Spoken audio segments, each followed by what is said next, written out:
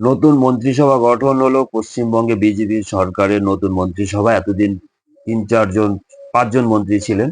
এখন নতুন করে মন্ত্রিসভা গঠন করা হলো এবং তাদের মধ্যে দপ্তরও বন্টন করা হলো। আজ শোনাবো সবকিছু, দপ্তরগুলো কে কোন দপ্তর পেয়েছে। এদিকে তৃণমূল কংগ্রেসেরও ভেঙে খান খান। মমতা বন্দ্যোপাধ্যায় যে তৃণমূল গঠন করেছিলেন সে আর তৃণমূল নেই, এখন নতুন তৃণমূল গঠন হয়ে গেছে ঋতব্রত বন্দ্যোপাধ্যায়ের নেতৃত্বে। সংসদেও তৃণমূল খান খান, সব শোনাবো, থাকুন আপনারা আমার সাথে। আমি সুব্রত ভট্ট, আপনারা আমার দেখছেন নতুন ইউটিউব চ্যানেল সত্যের সঙ্গে। মুখ্যমন্ত্রী শুভেন্দু অধিকারী, তিনি পুলিশ পুলিশ মন্ত্রী, স্বরাষ্ট্র দপ্তরে রয়েছে তথ্য, ভূমি ও ভূমি রাজস্ব মন্ত্রী, পার্বত্য বিষয়ক, তারপর ত্রাণ ও পুনর্বাসন বিষয়ক, তথ্য ও সংস্কৃতি মন্ত্রী। স্বপন দাশগুপ্ত অর্থমন্ত্রী, উনি রাসবিহারী থেকে দাঁড়িয়েছিলেন। তাপস রায় মানিকতলা থেকে দাঁড়িয়েছিলেন, উনি শিল্পমন্ত্রী। দীপক বর্মন স্কুল শিক্ষামন্ত্রী। জগন্নাথ চট্টোপাধ্যায় উচ্চ শিক্ষামন্ত্রী, উনি সিউড়ি থেকে দাঁড়িয়েছেন। শঙ্কর ঘোষ শিলিগুড়ি বিধায়ক, উনি হচ্ছে পর্যটন ও পরিষদীয় মন্ত্রী। কল্যাণ চক্রবর্তী খড়দহ থেকে দাঁড়িয়েছেন, উনি ফুড প্রসেসিং মন্ত্রী। অরূপ কুমার দাস কাঁথি দক্ষিণের বিধায়ক, উনি সেচ মন্ত্রী। অজয় কুমার পোদ্দার পিএইচই ও পিডব্লিউডি, উনি কুলটি থেকে দাঁড়িয়েছেন। অশোক কীর্তনিয়া বনগাঁর বিধায়ক, উনি খাদ্য সরবরাহ সমবায় মন্ত্রী। দিলীপ ঘোষ, উনি খড়গপুরের বিধায়ক, পঞ্চায়েত ও গ্রামোন্নয়ন মন্ত্রী।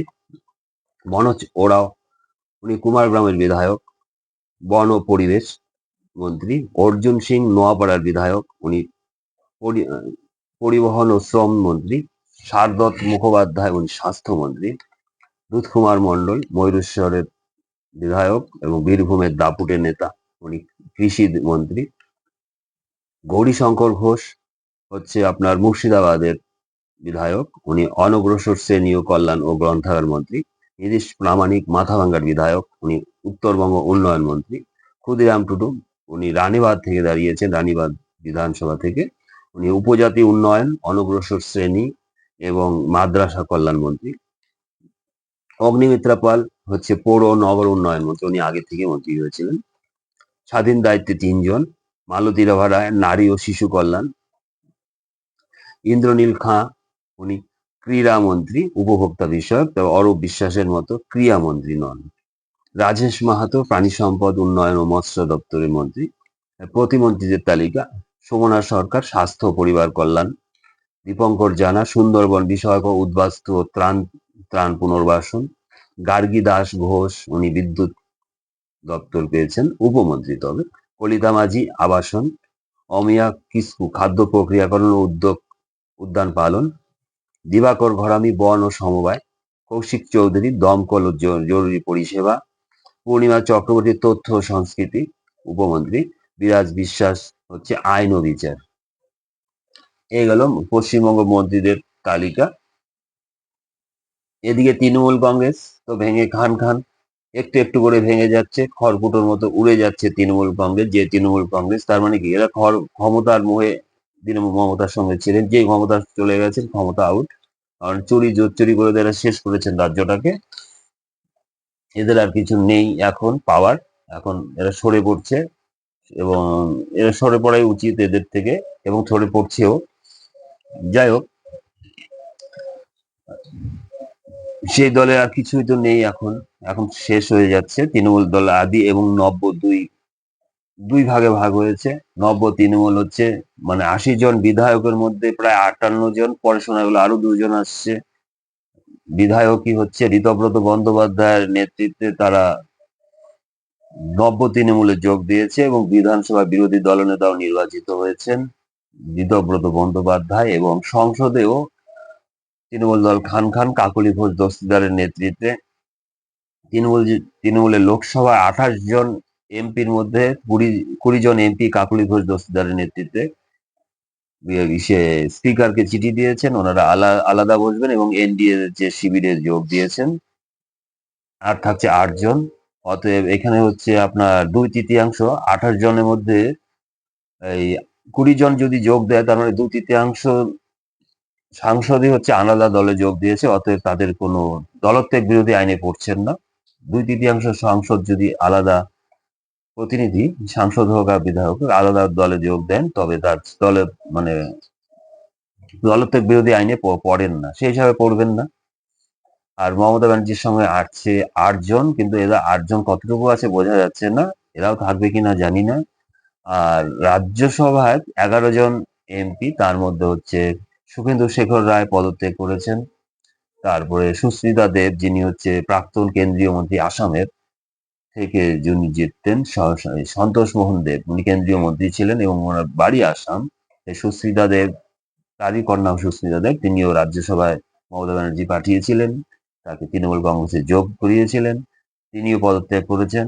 তিনি আবার গতকাল হচ্ছে আসামের মুখ্যমন্ত্রী হিমন্ত বিশ্ব শর্মার সঙ্গে মানে বৈঠক করেছেন। মানে পরিস্থিতি বোঝাই যাচ্ছে কোন দিকে যাচ্ছে, উনি হয়তো বিজেপিতে যোগ দিতে চলছেন।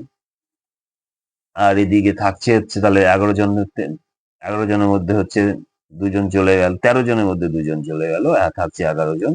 11 জনের মধ্যেও হচ্ছে কতজন থাকবে, তার মধ্যে বাবুল সুপ্রিয় বেশ সুরে গাইছে, আপনার কোয়েল মল্লিকও বেশ সুরে গাইছে, এরাও থাকবে না দলে। তার মানে তৃণমূল দলটা ভেঙে খান খান হয়ে যাচ্ছে, তৃণমূল দলটা ভেঙে খান খান হয়ে যাচ্ছে। এবং সেই জন্য মমতা ব্যানার্জি এবং তার আদুরে ভাইপোকে নিয়ে দিল্লিতে গিয়েছে কংগ্রেসের দরবারে, এবার আমাকে বাঁচাও, আমাকে বাঁচাও, আমাকে কিছু করুন।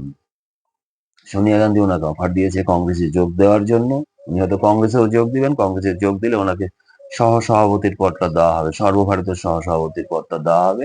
এবং তার আদুরে ভাইপো, যার হচ্ছে যে একটা পঞ্চায়েত হওয়ার যোগ্যও নেই, পিসির দৌলতে উনি পিসির দৌলতে উনি অনেক বড় নেতা সেজেছেন, অনেক মানে Z+ ক্যাটাগরি নিরাপত্তা পেতেন পিসির দৌলতে, আর যার কোনো যোগ্যতাই নেই, সে ভাইপোকে রাহুল গান্ধী অফার করেছেন কংগ্রেসের সাধারণ সম্পাদকের পদ, সর্বভারতীয় সাধারণ সম্পাদকের পদ দেবেন। যাই হোক, খড়কুটের মতো টিকে থাকতে চাইছেন উনি, ওনার তো এছাড়া কোনো বিকল্প রাস্তা নেই, ওনার তৃণমূল ভেঙে খান খান হয়ে গেছে। সংসদের হচ্ছে 2/3 ওই এমপি আলাদা দলে যোগ দিয়েছেন, এদিকে বিধানসভায়ও প্রায় 2/3-এরও বেশি, 3/4 ধরুন, 3/4 আপনার বিধায়করা অন্য দলে যোগ, মানে অন্য দলে যোগ দিয়েছেন বলতেই পারেন, মানে অন্য দল বলতে আলাদা তো তৃণমূল গঠন করেছেন। তাহলে বুঝতেই পারছেন ঘটনাটা, তৃণমূল দল খান খান হয়ে গেল। তৃণমূল দল এই অহংকারী স্বৈরাচারী শাসিকার পতন ঘটছে, পতন ঘটবেই। এত অহংকার, এত স্বৈরাচার কেউ কখনো মেনে নিতে পারে না, জনগণও মেনে নিতে পারে না, ঈশ্বরও মেনে নিতে পারেন না। ওনার ওনার এই পতন অবশ্যম্ভাবী ছিল, যার সময়ের অপেক্ষা ছিল, ওনার পতন ঘটছে। উনি এখন কংগ্রেসে যোগ দিতে চাইছে। অবশ্য কংগ্রেসের এটা হিস্ট্রি আছে, কংগ্রেসের অন্য কোনো দল থেকে যদি মানে কংগ্রেস থেকে যদি কেউ অন্য কোনো দল গঠন করে, তবে কিন্তু কিছুদিন পর, বেশি দিন উনি আলাদা থাকতে পারেন না, কংগ্রেসে যোগ দেন। এমনকি অনেক নেতা, অর্জুন সিং ছিল, দেখা গেছে পরবর্তীতে কংগ্রেসে যোগ দিয়েছেন। তারপরে হচ্ছে মমতা ব্যানার্জি যোগ দিবেন, প্রণব মুখার্জি আলাদা দল করেছিলেন একসময় কংগ্রেসে, আবার যোগ দিতে বাধ্য হয়েছেন, যোগ দিয়েছেন। পরবর্তী কংগ্রেসের মন্ত্রিসভায় বড় নেতৃত্ব বড় দপ্তর সামলেছেন অনেক দিন, দীর্ঘদিন। তারপর রাষ্ট্রপতিও করেছে কংগ্রেসের, কিন্তু প্রণব মুখার্জিও কিন্তু একসময় আলাদা দল গঠন করেছিলেন। যাই হোক, এই স্বৈরাচারী শাসিকার পতন ঘটেছে। উনি মনে করুন পশ্চিমবঙ্গটা কোন অবস্থা নিয়েছেন। উনি ঈদের নামাজের অনুষ্ঠান থেকে উনি হিন্দু ধর্মকে গন্ধা ধর্ম বলেছিলেন, পাপ বাপ কেউ ছাড়ে না, পাপ বাপ কেউ ছাড়বেন না। সেই জন্য উনি একতরফা একটা সম্প্রদায়কে তোষণ করে গেছেন। চাকরি চুরি, রেশন চুরি, বালু চুরি, কয়লা চুরি, সবকিছুতে ভাইপোকে উনি আগলে রেখেছেন, করো বাবু করো, যত খুশি চুরি করো। প্রত্যেকটা নেতা এখন ধরা পড়ছে, যে মাননীয় মুখ্যমন্ত্রী শুভেন্দু অধিকারী বলছেন যে ইসে নবান্নতে যে ফাইল খোলা হচ্ছে, প্রত্যেকটা দপ্তর, প্রত্যেকটা জায়গা থেকে পচা দুর্গন্ধ বেরোচ্ছে, মানে বুঝতে পারছেন, দুর্নীতি মানে বাসা বেঁধে গেছে। এবং প্রত্যেকটা নেতা ধরা পড়ছে, এবং 100 কোটি 150 কোটির নিচে মানে কেলেঙ্কারি, এত টাকার কেলেঙ্কারি। এবং প্রত্যেকটা দর্শক ওনাদের হচ্ছে ডিম দিয়ে অভিবাদন জানাচ্ছেন, পচা ডিম এবং পচা টমেটো দিয়ে অভিবাদন জানাচ্ছে। প্রত্যেকটা মানে নেতার ডিমের অভিবাদন খাচ্ছেন, এবং পচা ডিমের এবং পচা টমেটোর অভিবাদন খাচ্ছেন। এই হচ্ছে তৃণমূল কংগ্রেস। এই দলটা এরকমই, এটার ভবিতব্য ছিল, এটা তাই হয়েছে। আর কিছু লোক এর মধ্যে আষ্টে-পৃষ্ঠে ছিল, যখন দেখছে এদের থেকে আর কিছু পাওয়ার নেই, এবার ধরা পড়বো, বাঁচি ভাই বাঁচি। অনেক নেতা এখনো ধরা পড়েনি, তাদের বউরা হয়তো ভাবছে না ধরা পড়বে না, বেঁচে গেল, কিন্তু না, চিন্তা নেই। লোক, ওনার নাম হচ্ছে শুভেন্দু অধিকারী। আস্তে আস্তে ঠিক, মানে উনি কথা রাখেন, কথা রাখবেন, আস্তে আস্তে তিনি সব দুর্নীতিকারক লোকগুলোকেই অ্যারেস্ট করবেন, আমারও বিশ্বাস।